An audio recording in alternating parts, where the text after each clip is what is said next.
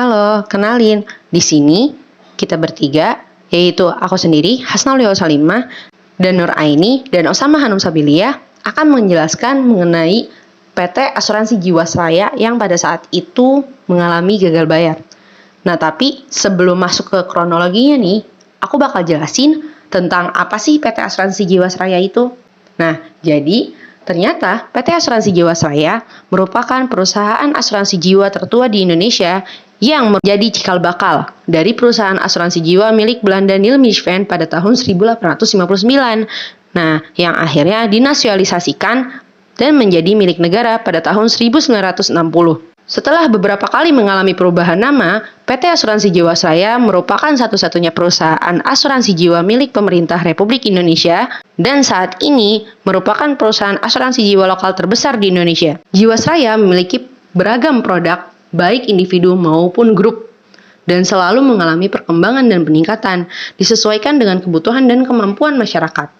Untuk memberikan layanan prima bagi pemegang polisnya, saat ini Jiwasraya memiliki kantor pusat Bank Insurance dan strategi aliansi, kantor pusat program manfaat karyawan, 14 kantor wilayah, 71 kantor cabang, dan 494 unit kerja area dengan dukungan 15.000 agen di seluruh Indonesia. Kinerja dan performa perusahaan yang baik terbukti menghantarkan Jiwasraya mampu meraih beberapa penghargaan bergengsi, di antaranya The One Champion of Indonesia Original Brand SWA Award, Infobank Insurance Award kategori asuransi dengan kinerja sangat bagus selama tahun 2010 sampai 2014, Top IT Implementation of Insurance Sector pada tahun 2015, serta penghargaan rekor muri untuk salah satu kegiatan Corporate Social Responsibility CSR perusahaan dalam rangka memperingati HUT ke-156 Jiwasraya. Nah, tadi kan penjelasan tuh tentang PT Asuransi Jiwasraya. Sekarang kita bakal masuk nih ke kronologi kasus pada PT Asuransi Jiwasraya. Nah, perusahaan ini tengah mengalami musibah gagal pembayaran polis JS Saving Plan milik nasabah yang jumlahnya mencapai triliunan rupiah. Nah, ternyata pada tahun 2004 silam, perusahaan ini tuh liabilitasnya atau kewajibannya itu udah bermasalah. Nah, mengutip keterangan OJK, Otoritas Jasa Keuangan, sejak tahun 2004 yang lalu, perusahaan BUMN tersebut memiliki cadangan yang lebih kecil dari seharusnya, sehingga perusahaan mengalami insolvensi atau gagal bayar mencapai 2,769 triliun. Kemudian, pada tahun 2006, masalah keuangan Jiwasraya membengkak hingga nilai ekuitas negatif sebesar 3,29 triliun karena aset yang dimiliki jauh lebih kecil dibandingkan kewajiban. Saat itu, BPK atau Badan Pemeriksa Keuangan memberikan opini disclaimer atau tidak menyatakan pendapatan. Dalam hal ini, keuangan Jiwasraya mengalami kendala. Kemudian, pada tahun 2007, penyajian informasi cadangan Jiwasraya pun tidak dapat diyakini kebenarannya. Hingga 2008, defisit nilai ekuitas perusahaan semakin membengkak menjadi 5,7 triliun dan pada tahun 2009 menjadi 6,3 triliun. Nah, pada tahun 2009 juga nih, perseroan mulai mengambil langkah untuk penyelamatan jangka pendek melalui reasuransi. Hasilnya dapat membawa nilai ekuitas menjadi surplus sebesar 1,3 triliun per akhir 2011. Namun, BPPAM LK meminta agar perusahaan memiliki alternatif penyelesaian jangka panjang. Atas permintaan BPPAM LK, pada tahun 2011, peluncuran produk JS Proteksi Plan mendapat restu. Nah, sebagai informasi nih, per akhir 2011, jika skema reasuransi masih diterapkan, maka Jiwasraya masih memiliki surplus sebesar 1,6 triliun. Namun jika tidak menerapkannya, maka Jiwasraya mengalami defisit sebesar 3,2 triliun. Selanjutnya, pada tahun 2013, Direksi Jiwasraya menyampaikan alternatif penyehatan berupa penilaian kembali aset tanah dan bangunan sesuai dengan standar akuntansi keuangan konvergen IFRS. Nah, setelah direvaluasi, asetnya menjadi 6,56 triliun dan Jiwasraya mencatat laba sebesar 457,2 miliar. Namun, tim audit BPK pada tahun 2015 menunjukkan terdapat dugaan penyalahgunaan wewenang perusahaan di mana laporan aset investasi keuangan overstate atau biasa kita sebut melebihi realita dan kewajibannya juga understate di bawah nilai sebenarnya. Sebagai informasi, pada 2013 hingga 2016, keuangan Jiwasraya tercatat surplus. Jadi, pendapatan premi Jiwasraya meningkat ditopang karena ada produk JS Saving Plan dengan periode pencairan setiap tahun. Namun sayangnya, Jiwasraya diberikan sanksi oleh OJK karena terlambat menyampaikan laporan aktuaris pada tahun 2017. Kinerja keuangan saat itu masih tumbuh positif dengan mencatat pendapatan premi JS Saving Plan mencapai 21 triliun meskipun terkena denda sebesar 175 juta. Nah, pada April 2018, OJK dan Direksi Jiwasraya mendapati adanya penurunan pendapatan premi karena Guaranteed Return JS Saving Plan juga turun. Hingga pada Mei 2018 saat pergantian direksi yang baru menyampaikan ada hal yang tidak beres terkait laporan keuangan perusahaan kepada Kementerian BUMN. Berdasarkan hasil audit KAP, Kantor Akuntan Publik, pada laporan 2017 terdapat koreksi laporan keuangan interim dari yang semula 2,4 triliun menjadi 428 miliar. Ditambah tim audit BPK tahun juga menyebutkan bahwa perusahaan berinvestasi pada aset beresiko untuk mengejar imbal hasil tinggi. Akhirnya, pada Oktober 2018, perusahaan mengumumkan ketidaksanggupannya membayar polis nasabah JS Saving Plan senilai 802 miliar. Manajemen Jiwasraya dan OJK mulai membahas penyihatan keuangan perusahaan untuk triwulan 3 hingga menjelang akhir tahun ini, jika keuangan Jiwasraya tak kunjung membaik. Dengan demikian, OJK mengeluarkan izin pembentukan anak usaha Jiwasraya, Jiwasraya Putra demi menyehatkan induknya. Direktur Utama Jiwasraya, Heksenatri Sasongko, menyatakan perusahaan butuh modal sebesar 32,89 triliun untuk memenuhi rasio kecukupan modal berbasis risiko sebesar 120%. Sementara, aset perusahaan tercatat senilai 23,26 triliun.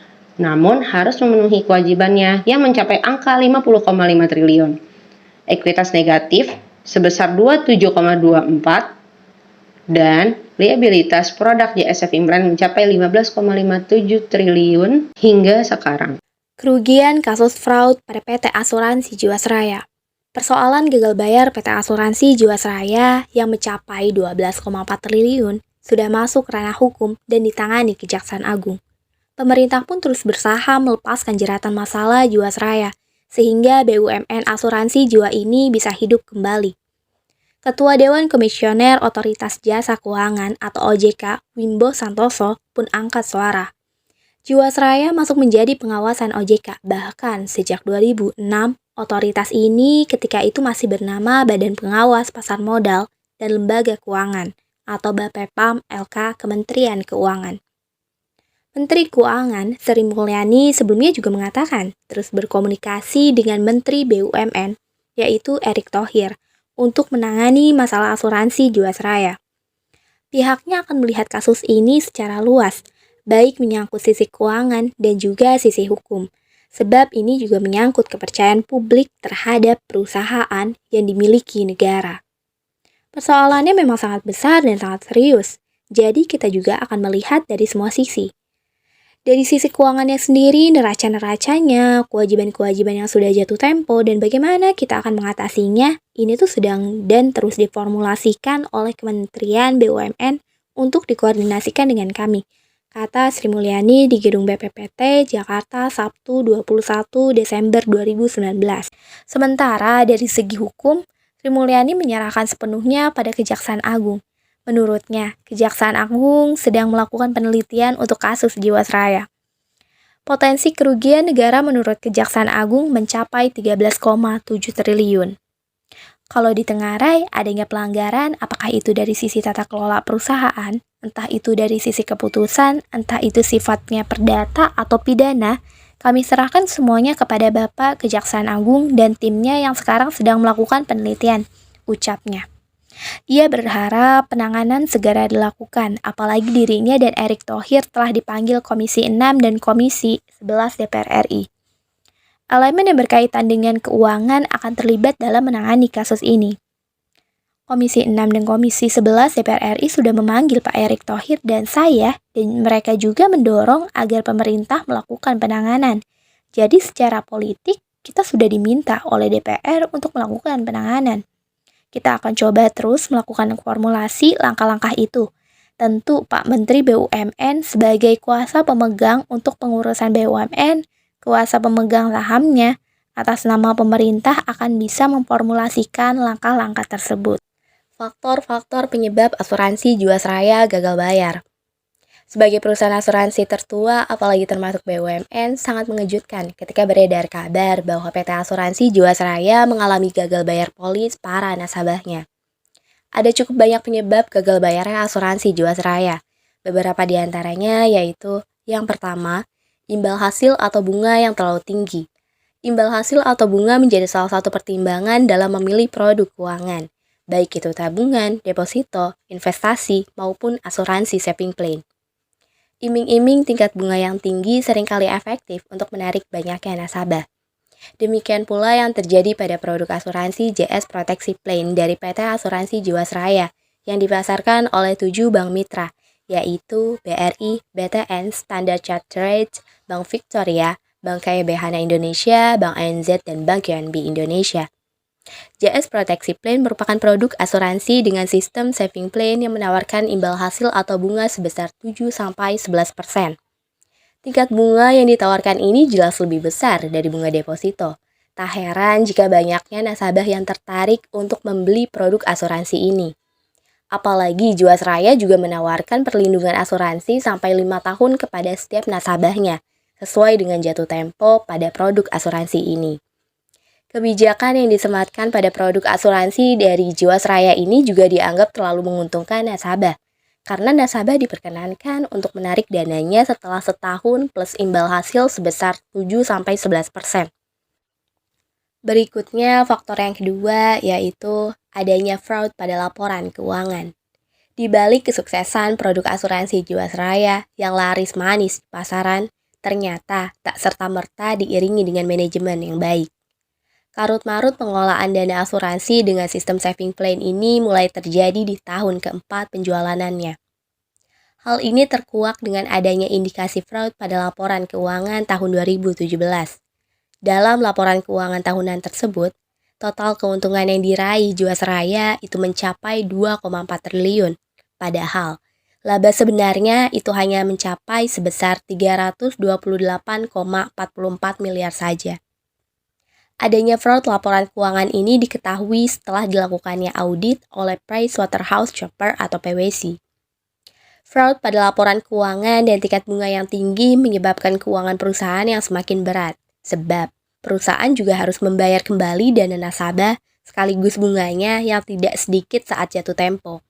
Sementara, keuntungan atas pemanfaatan dana nasabah tidaklah sesuai dengan yang dicantumkan dalam laporan keuangan resmi perusahaan. Faktor terakhir yang ketiga yaitu serampangan dalam berinvestasi.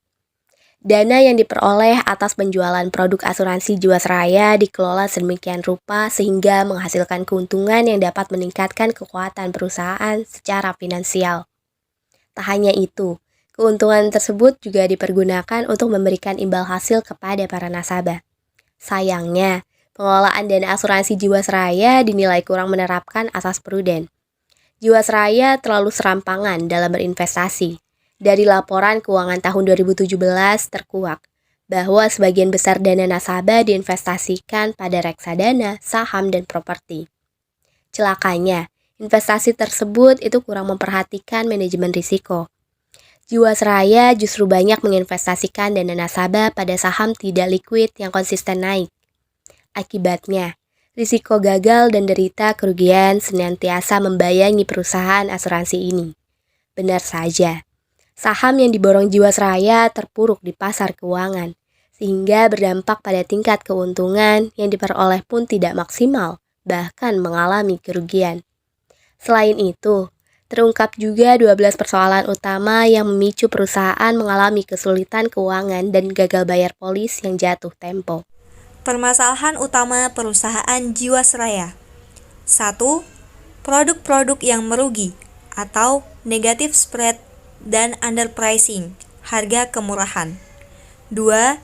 Kinerja pengelolaan aset yang rendah. 3. Kualitas aset investasi dan non-investasi yang kurang likuidasi. 4. Sistem pengendalian perusahaan yang masih lemah. 5. Tata kelola perusahaan yang kurang baik. 6. Sistem informasi yang tidak ada. 7. Kantor cabang yang tidak produktif. 8. Biaya operasional yang tidak efisien. 9. Akses permodalan yang terbatas. 10. Kurangnya inovasi. 11. Kualitas SDM asuransi yang terbatas dan budaya kerja. 12. Sarana dan prasarana kerja yang belum modern. Lantas, upaya apa sih untuk penyelamatan pada asuransi Jiwasraya? Permasalahan yang tengah dihadapi oleh PT Asuransi Jiwasraya tentu membutuhkan perhatian lebih terutama dari pemerintah. Dibutuhkan solusi yang tepat untuk menyelamatkan perusahaan asuransi ini dari kebangkrutan. Sejak terungkap Oktober 2018 lalu, jajaran petinggi PT Asuransi Jiwasraya dan pemerintah yang dalam hal ini adalah Kementerian BUMN tidaklah tinggal diam. Mereka telah berupaya mengambil langkah strategis untuk menyelamatkan Jiwasraya. Berikut upaya-upaya yang telah dilakukan. Pertama, memperpanjang kontrak polis yang jatuh tempo. Tekanan likuiditas yang dialami Jiwasraya mengakibatkan perusahaan asuransi tersebut mengalami gagal bayar terhadap polis yang telah jatuh tempo. Upaya pertama yang dilakukan untuk menyelamatkan Jiwasraya dari kebangkrutan adalah dengan memperpanjang kontrak polis yang telah jatuh tempo atau rollover. Upaya rollover polis ini dinilai sebagai win-win solution bagi perusahaan maupun nasabah. Bagi nasabah yang bersedia melakukan rollover, akan diberikan pembayaran di muka atas bunga perpanjangan kontrak polis tersebut. Sementara, bagi nasabah yang tidak bersedia melakukan rollover polis ini diberikan bunga pengembangan efektif sebesar 5,75% per tahun. Yang kedua, menerbitkan surat utang. Upaya kedua yang dilakukan untuk menyelamatkan Jiwasraya adalah menerbitkan surat utang. Tujuannya yaitu untuk meningkatkan investasi agar neraca keuangan perusahaan bisa kuat kembali dalam waktu lebih cepat.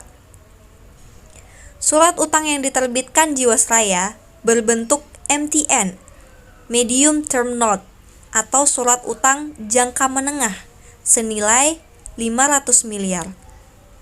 Dengan surat utang tersebut, harapannya Jiwasraya dapat memperoleh dana yang bisa digunakan untuk memperbanyak investasi agar neraca keuangan perusahaan semakin kuat.